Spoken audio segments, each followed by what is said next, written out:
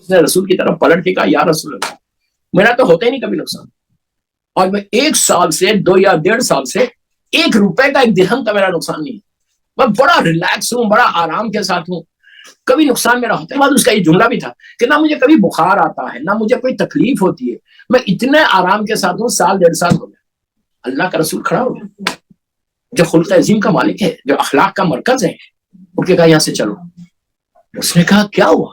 کہا تیرے اوپر عذاب آئے گا، اگر تو یہ سمجھ رہا کہ تیرا نقصان کچھ نہیں ہوا اور کبھی ہوگا بھی نہیں تو اللہ تجھ سے ناراض ہے، اور تو یہ کہتا تجھے کبھی بخار ایون فیور نہیں آیا، تو کہا کہ یاد رکھ 1 رات اگر کسی کو بخار آتا ہے تو وہ 2 سال کے گناہوں کا کفارہ بن جاتا۔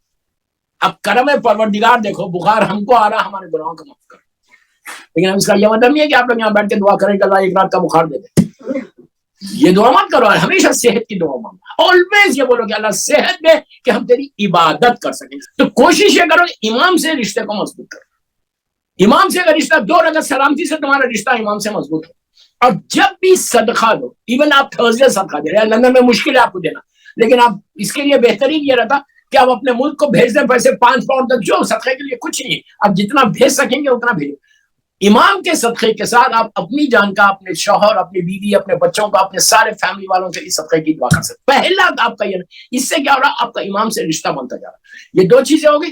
2 چیزوں کے بعد زیارت مولا حسین جب پڑھو، ایوری تھرسڈے آپ پڑھتے ہیں زیارت امام حسین، زیارت امام حسین جب پڑھو تو ہمیشہ امام کی والدہ کو، ان کی ماں کو گفٹ کرو، بی بی نرجس خاتون، 14 معصومین کو گفٹ کرو، بی بی زینب، بی بی ام کلثوم کے ساتھ۔ آخر میں یہ بولو کہ پروردگار یہ زیارت میں گفٹ کر رہا ہوں ماں کو۔ اب آپ یہ سوچو اگر تم نے ماں کو گفٹ کیا تو بیٹے کو کتنی خوشی ہوتی، امام جیسا بیٹا۔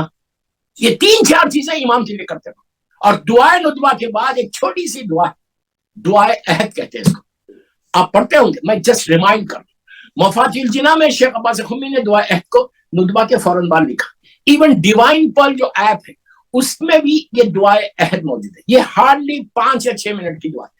یہ دعا اگر کوئی 40 دن 40 ڈیز پڑھے، 40 ڈیز وداؤٹ مسنگ فجر پڑھے، یہ دعا اس طرح ہاتھ رکھ کے پڑھو، یہ مستحب ہے کہ جیسے آپ امام کے ہاتھ میں بیٹھ کر، اس کی برکت بتا دیتا ہے کہ کیا اس کا فائدہ ہے۔